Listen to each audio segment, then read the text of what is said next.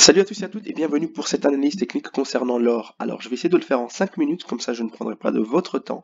Et nous allons commencer tout de suite. Alors vous savez que je suis fortement baissier depuis un certain temps sur l'or, notamment à cause de la tasse avec anse pattern qui est ici.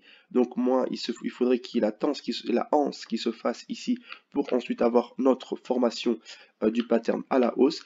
Et pour le moment nous pouvons voir dans une perspective mensuelle que nous sommes sur un très fort support, les 61 Fibonacci, qui correspond simplement ici à cette ancienne résistance monthly de 2011-2012.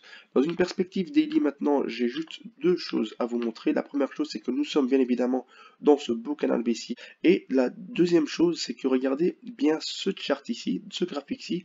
La première chose qui doit vous frapper aux yeux, c'est les bougies. Il y a beaucoup plus de bougies rouges que de bougies vertes, et les bougies rouges sont beaucoup plus imposantes et importantes que les bougies vertes. Regardez, nous avons de très belles bougies rouges à chaque fois. Ce sont des bougies franches, et quand nous montons, nous avons des petites bougies vertes, qui sont repoussées, il y a un combat, elles sont pas à l'aise, mais les bougies rouges, elles sont beaucoup plus franches, beaucoup plus prononcées.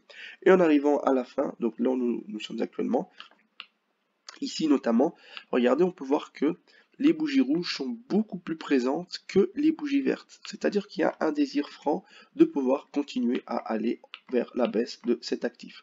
Ensuite, nous avons également cette zone-ci. Donc cette zone-ci, ces bougies que vous voyez, ce sont des doji, donc indécision. C'est-à-dire qu'il y a une bataille entre les vendeurs et une bataille entre les acheteurs. Les gagnants de cette zone-ci vont sûrement déterminer la zone à laquelle le prix va partir pour la suite. Moi, je reste encore baissier, donc j'attends toujours les 1740, 1720, voire même les 1700. Nous avons atteint pour l'instant les 1758, 59, mais ce n'est pas encore là où je m'attendais à ce que nous arrivions. Maintenant, dans une perspective 4 heures, regardez déjà ce que j'ai ici. Alors la première chose que nous pouvons voir ici sur le 4 heures, je vais retirer les Fibonacci, c'est que nous avons ici une épaule, cette épaule qui est en train de se former, et éventuellement si nous formons cette épaule et que nous brisions ici cette trendline blanche, nous allons alors aller rechercher des zones supérieures. Si nous ne la brisons pas, alors nous allons partir retester ici les 1760, et si il range sur cette zone et qu'il n'a pas brisé, alors nous allons probablement continuer fortement la chute actuelle. Nous allons partir sur les 1 heure. Pourquoi sur les 1 heure? Pour avoir une précision plus importante de ce qui est en train de se passer actuellement. Et donc ce que nous pouvons voir actuellement, c'est que ici, nous avons bien évidemment les M et les W patterns.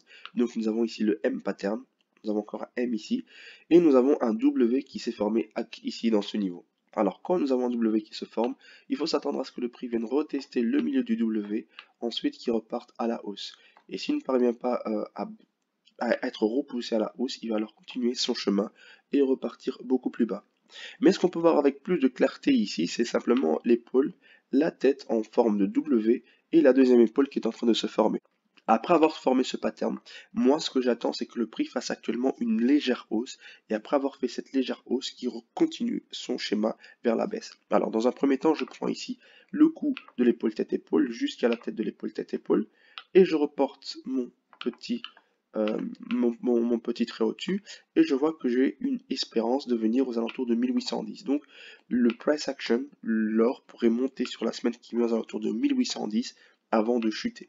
Je vais également utiliser mes Fibonacci prolongation. Donc je prends le point le plus bas, le point le plus haut atteint précédemment et je reviens au point le plus bas et j'ai trois zones qui m'intéressent. Les zones qui m'intéressent, je vais d'abord tout supprimer et je vais retracer de nouveau.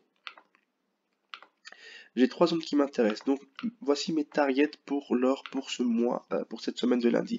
Maintenant je peux me tromper, tout peut arriver, on ne sait jamais. Donc mon premier target c'est 1800, 1790.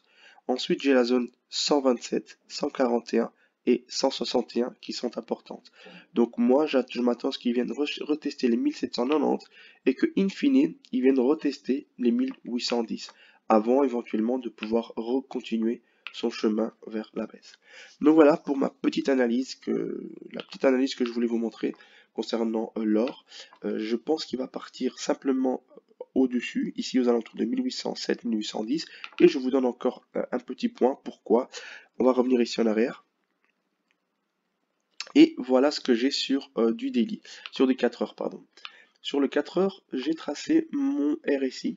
Et mon RSI, on peut voir que chaque fois que nous avons été en survente, nous sommes montés fortement.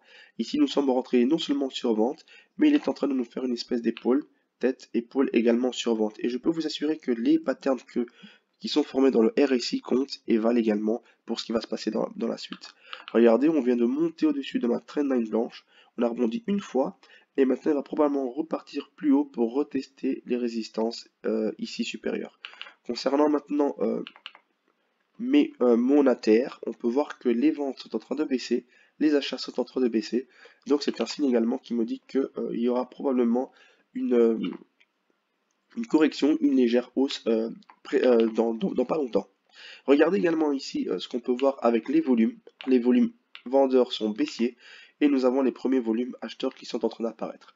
Donc voilà les raisons qui me poussent à croire que l'or va monter, va faire une belle petite correction à la hausse dans pas très longtemps et qui va probablement revenir tester cette zone de range que nous avions eu ici. Donc cette zone de range ici que nous avions eu avant éventuellement de pouvoir continuer son chemin vers la baisse. Donc elle se situe aux alentours de 1810, 1814, 1815. Donc une fois qu'il aura atteint cette zone-ci, ben là nous allons aviser voir ce que celui-ci va faire. Donc voilà pour la petite vidéo concernant l'or, je suis toujours baissier, mais actuellement je m'attends à une petite correction, à une petite hausse du price action. Et on va voir ce qui va se passer lundi en espérant que j'ai raison. Prenez soin de vous, au revoir et on se retrouve tantôt pour les actions.